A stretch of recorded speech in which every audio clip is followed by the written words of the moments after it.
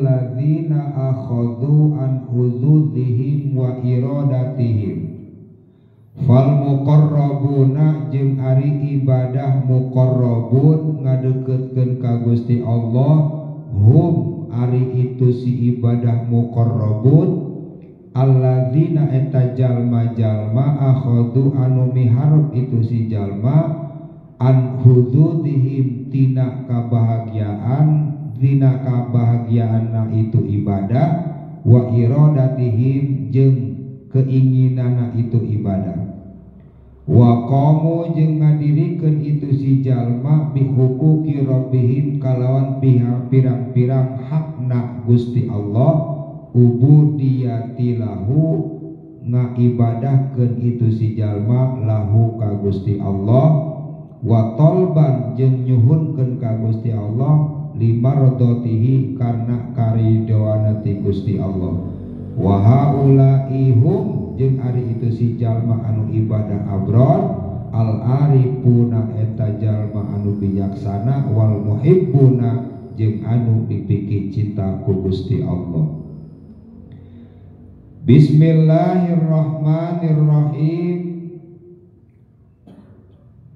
Masih membahas tentang ibadah ka Gusti Allah, yang mana ibadah-ibadah yang sudah dibahas di dalam ilmu makrifat terbagi min anwa'il ibadati, macam-macam ibadah selain daripada sholat, puasa, zakat, infak, sodakoh dan lain sebagainya.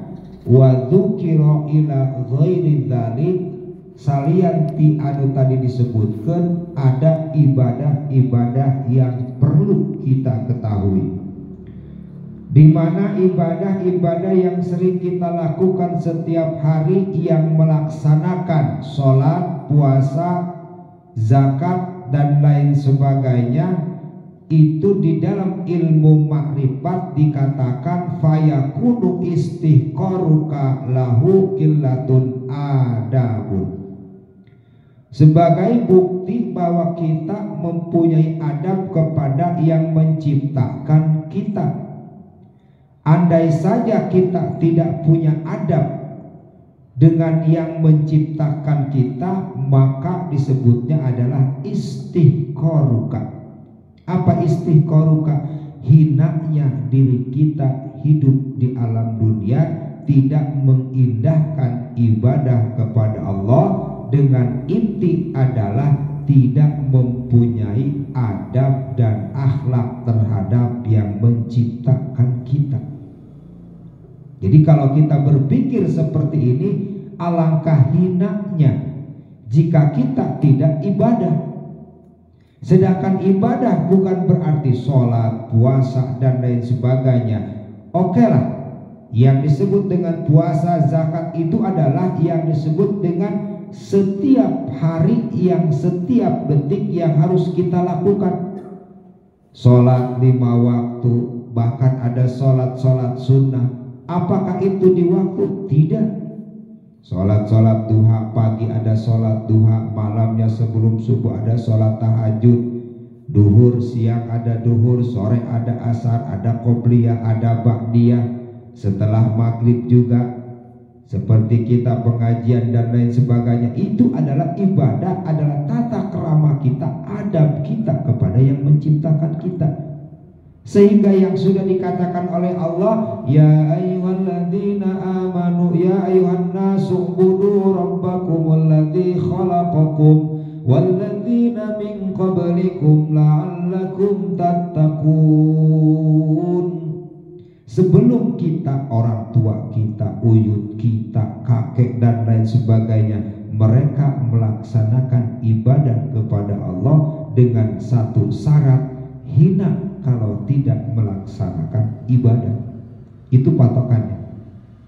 Lalu yang dimaksud apa dengan ibadah selain daripada sholat, zakat, puasa dan lain sebagainya, di antara warna-warna ibadah yang harus kita lakukan? Lalu ibadah yang seperti apa?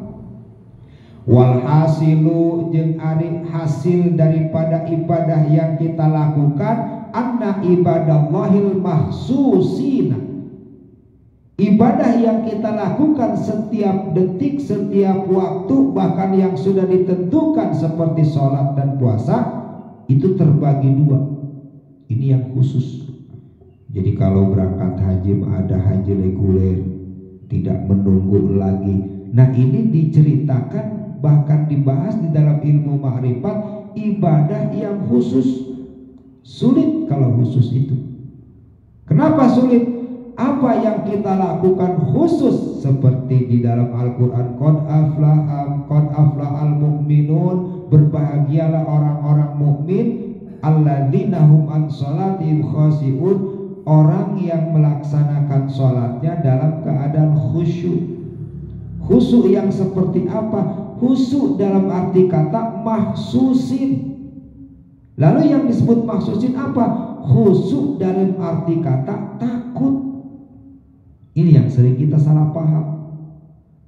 Sholat yang khusyuk itu seperti apa? Banyak yang bertanya, bagaimana sih caranya sholat khusus atau caranya sholat khusyuk? Kalau kita tidak mengetahui jawaban di dalam ilmu ma'rifat, mungkin yang kita ketahui orang sholat dengan tunduknya, dengan bacaannya fasih, apakah itu khusyuk? Bukan.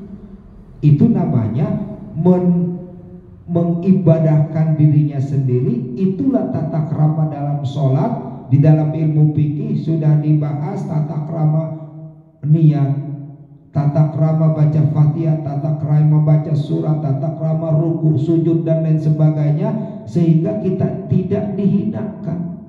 Sehingga yang dimaksud dengan khusus, adalah bila mana kita mau meninggalkan sholat takut. Fadzakir innama anta mudzakir lasta alaihim bimusaitir. Itu udah ada dalam Al-Quran. Fadzakir inna ba'dadz dzikra sayadzakkaru may yakhsha. Tuh, kalau kita ketahui may yakhsha itu, fadzakir inna ba'dadz dzikra sayadzakkaru may yakhsha, orang yang ingat kepada Allah baik dalam melaksanakan sholatnya, puasanya, itu di situ dikatakan fadzakir inna ba'dadz dzikra sayadzakkaru may yakhsha. Man adalah jalma, yakhsha yang takut. Takut begitu takbir, bacaan takbirnya salah, tata krama di dalam takbirnya salah, sedangkan di fikih ada tata caranya. Takut bila mana baca Fatihahnya salah, sedangkan adab dan tata krama di dalam ilmu fikih dari mulai kita membaca a'udzu sampai bismillah sampai waladhdallin itu ada masing-masing adabnya. Itu ada di dalam fikih. Makanya disebut al-mahsusina, orang yang khusyuk adalah yang betul-betul takut meninggalkan, satu, meninggalkan sholat 5 waktunya, kedua, bila mana kita melaksanakannya takut yang kita baca, yang kita lakukan di dalam sholat keluar daripada hukum fikih. Kita hanya tahu si ini rajin dan lain sebagainya. Lalu kenapa bisa dikatakan yang sholat saja mendapatkan neraka awal? Yang mendapatkan neraka awal yang dalam Al-Quran adalah orang yang sering ngahurian sholat. Sholat mah nanti jam 1, jam 2 duhur. Nah, itu yang dimaksud masuk, boleh dikatakan tergolong orang yang dapat neraka awal. Bukannya orang yang sholat dapat neraka awal, orang yang sering melalaikan. Sehingga dimaksud ibadah di dalam ilmu ma'rifat al-mahsusina terbagi yang qasimun, terbagi dua. Yang seperti apa diri kita ini sholatnya, yang seperti apa kita puasanya, yang seperti apa kita zakat, infak, sedekahnya, yang seperti apa ibadah yang kita lakukan selain daripada itu. Yang qasimun qisma ini terbagi dua. Satu, di dalam ilmu ma'rifat adalah ibadah muqarrabin. Apa itu muqarrabin? Mendekatkan diri kepada Allah. Lalu bagaimana cara supaya khusus muqarrabin itu? Sedangkan kita kan sering 5 waktu dekat dengan Allah. Sedangkan kita melaksanakan puasa juga sama, itu adalah melaksanakan perintah Allah. Sedangkan yang lainnya zakat, infak, sedekah sama, itu artinya melaksanakan apa yang diperintahkan oleh Allah. Betul. Tapi yang muqarrabin ini adalah harus kita jelaskan apa?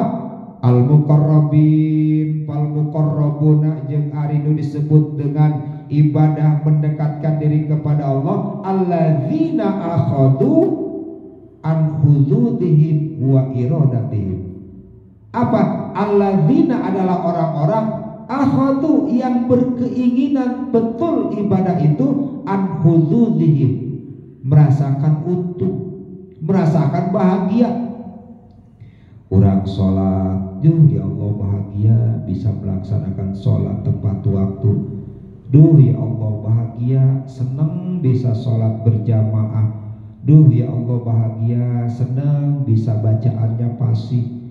Duh ya Allah alhamdulillah senang saya sholat dalam arti kata ruku dan sujudnya sesuai dengan hukum fikih. Saya senang ya Allah, senang bisa berbagi kepada setiap yang dibutuhkan. Saya punya rezeki, saya senang mengeluarkan zakat ini untuk si A, untuk si B, untuk si C. Bahagia.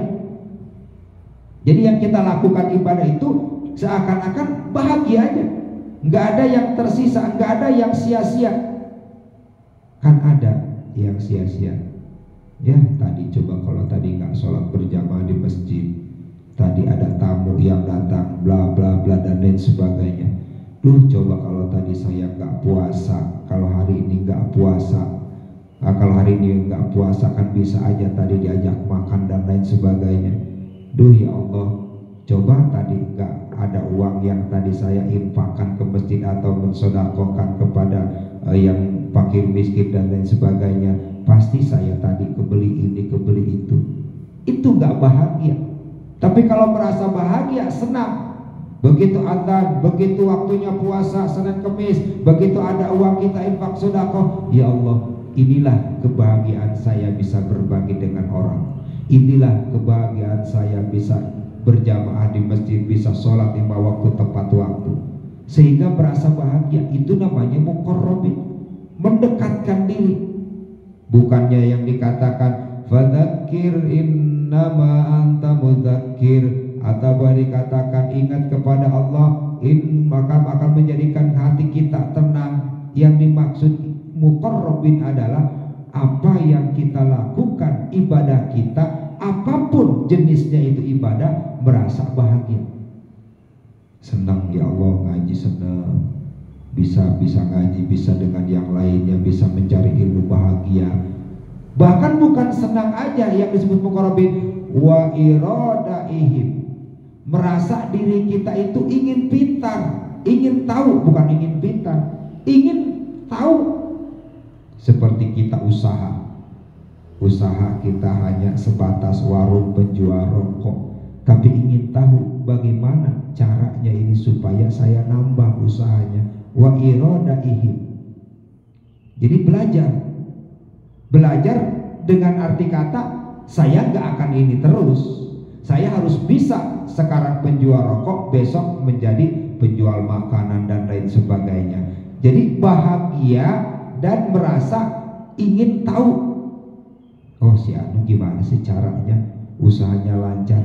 Oh saya ingin tahu kenapa sih si A kalau ke masjid itu merasa tenang, santai.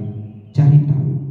Wa iradaihim, setelah senang, setelah cari tahu, setelah kita tahu, wasta'lamu fil qiyami bi huquqi rabbihim ubudiyah. Setelah itu apa? Lakukan. Oh iya, kalau dalam jenis usaha saya bahagia dengan jualan seperti ini, keuntungan alhamdulillah, senang saya bisa usaha dan lain sebagainya, bisa memberikan untuk anak dan keluarga, bisa memberikan kepada yang membutuhkan, kepada yatim dan lain sebagainya. Setelah itu bagaimana caranya untuk supaya lebih tingkat saya meningkatkan ibadahnya, lebih meningkatkan untuk infak sodakonya. Wasta wa irodaihi, belajar. Setelah belajar apa? Wasta'lamu, oh iya yang tadi diajarkan bahwa usaha itu seperti ini, seperti ini. Wasta'lamu, lakukan. Setelah melakukan apa? Fil qiyami bi huquqi rabbihim. Bahwa ini yang kita lakukan cuma nengkeun, dirikan. Artinya apa? Summastaqamu tatanazzalu alaihimul malaika alla takhafu wa la tahzanu. Tok sieun. Sok. Kalau udah belajar merasa senang, saya mau usaha yang tadinya usaha cuma satu sekarang mau nambah lagi karena udah belajar dari si B. Caranya seperti ini, langsung melakukan, langsung mendirikan bahwa inilah hak dari Allah. Bihuquqi rabbihim. Seperti sholat yang kita lakukan, puasa, zakat, bahwa inilah yang wajib kita lakukan, yang wajib kita lakukan bihuquqi rabbihim. Hak kita terhadap Allah. Allah mah sudah pasti memberikan. Allah sudah memberikan sebelum kita dilahirkan rezekinya si A, si B, si C. Namun kalau kita sudah merasa bahagia, sudah belajar dan melakukan apa yang kita lakukan dengan ibadah kepada Allah, ini adalah hak kita kepada Allah yang menciptakan kita. Sehingga apa? Wa taliban limardatihi, minta kepada Allah, ya Allah, saya sudah bahagia, saya senang ibadah kepadamu ya Allah. Saya sudah belajar dari yang saya tadi tidak tahu, sekarang saya tahu. Dari yang tadinya saya tidak pernah melakukan, sekarang saya melakukan. Ditambah lagi yang tadinya sholatnya hanya 2 rakaat sunnah duhur, qobliyahnya ditambah lagi menjadi 4 rakaat. Setelah itu melakukan dalam diri kita, inilah hakmu ya Allah. Kapan saya akan melakukan hak terhadapmu ya Allah? Engkau sudah memberikan kepada hamba sampai detik ini bisa hidup, bisa bahagia dengan keluarga dan lain sebagainya. Saatnya saya, hak saya kepadamu ya Allah. Seperti kita usaha, udah punya ini, udah punya itu, keluarkan haknya, zakat malnya. Sehingga itulah yang diibadah. Wa taliban limardatihi, ya Allah, ridhokan apa yang aku lakukan. Sehingga yang seperti itu, kalau kita sudah ibadah khusus muqarrabin, maka wa haula'i humul arifuna wal muhibbun. Insya Allah, yakin Allah sudah mencatat kita digolongkan orang yang arif. Apa arif? Bijaksana. Bijaksana terhadap keluarga, bijaksana terhadap waktu, bijaksana terhadap Allah, bijaksana terhadap kekuatan kita, kondisi diri kita. Waktunya sholat kan bijaksana, waktunya sholat kita sholat, waktunya kita puasa kita puasa, waktunya kita ibadah ya ibadah. Intinya adalah al-arifun, bijaksana. Jadi intinya adil. Allah saja memberikan kita tiap detik, bahkan tiap kita menghela nafas itu Allah berikan. Kenapa kita tidak? Yang sudah menciptakan kita.